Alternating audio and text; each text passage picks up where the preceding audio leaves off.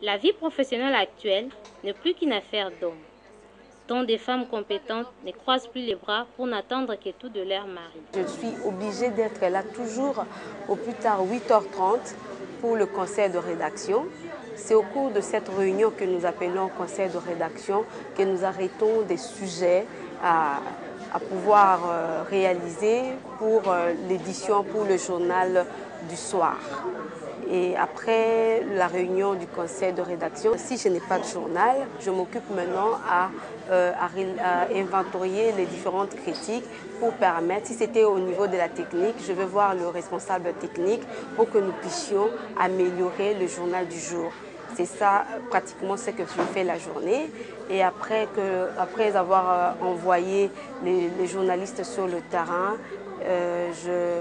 à leur retour, on s'attelle aussi quelquefois aussi pour épauler un peu les secrétaires de rédaction, on s'attelle aussi à la correction de certains éléments.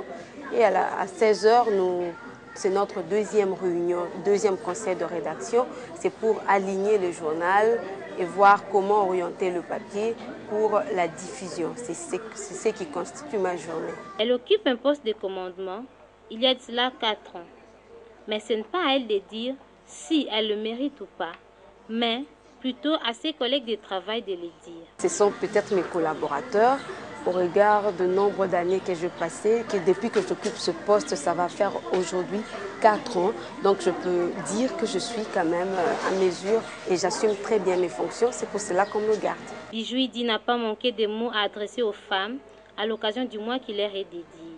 Je dirais aux femmes de se surpasser un peu et de ne pas qu'on puisse privilégier beaucoup plus la méritocratie, qui est beaucoup plus de privilèges que nous aimons tant, parce qu'on est femme, on veut être promu, parce qu'on est femme, on veut être, mais on doit chercher à mériter ce que nous sommes, ce que nous devons faire.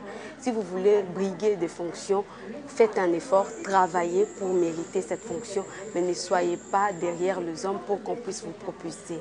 J'aimerais aussi demander aux femmes de travailler dur pour mériter et pour bien vendre l'image de la femme et ne pas être de concubine des patrons ou autre personne qui peut vous propulser quelque part.